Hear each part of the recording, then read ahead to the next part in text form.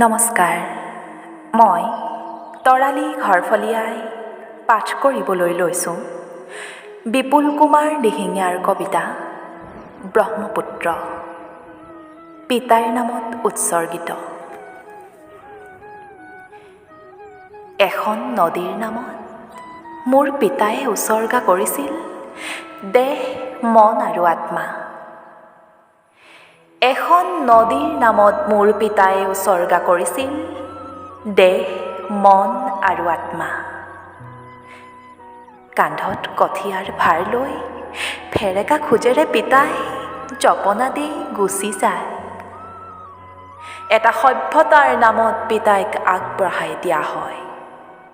এটা সভ্যতাৰ নামত পিতাইক আগবঢ়াই দিয়া হয় দুখৰ মেট মৰা বোজালৈ। সপোন দেখা পিতাই থমকি ৰ'ব লগা হয় এবুকু শাওনৰ ধাৰাল গ্ৰাসত।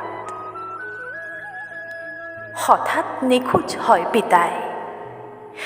দৃশ্যমান আমি নদীত সাঁতুৰি ইপাৰ হোৱাৰ দুৰ্বাৰ বাসনা কৰোঁ। নদীখন গুচি যায় ক'ৰবালে আৰু এটা সভ্যতাৰ পতন হোৱাৰ ভয়ত ব্ৰহ্মাণ্ড সংগীত আওৰাওঁ। দুপাৰ উপচাই চকুলো বাগৰাওঁ। নদীখন আকৌ ফেনে ফুটুকাৰে জীৱন্ত হয় সেউজীয়া ফালি। পিতাইৰ মৰিশালীৰ কাষেৰে নদীখন তীব্ৰ গতিত দুখৰ দলিচাত বুৰ যায়। নদীখনৰো কিছু দুখ নথকা নহয়। তামচুক খম্বাব চাংপু দিবাং নাইবা লাউতু বুকুং বুথুৰ যি নামেৰেই নহওক মোৰ পিতাই উভতি আহিছিল এই নদীতে। চিৰ তুষাৰ আছিল মোৰ পিতাই।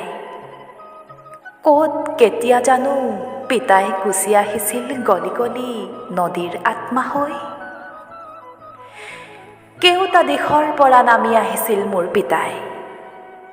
অষ্ট্ৰিক, তিব্বতী বাৰ্মান, ককেছইড আৰু বৈদিক আৰ্য হৈ নদীৰ নামত ব্ৰহ্মপুত্ৰ সভ্যতা ৰিঙিয়াই উঠিল। ইয়াৰ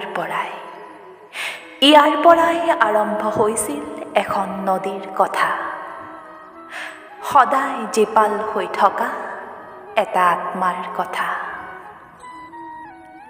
য'ত উটি আহিছিল মোৰ পিতাইৰ আত্মা, য'ত উটি আহিছিল হাজাৰ জনৰ আৰ্তনাদ, য'ত উটি আহিছিল পৰশুৰামৰ পাপ মুক্তিৰ নিদান।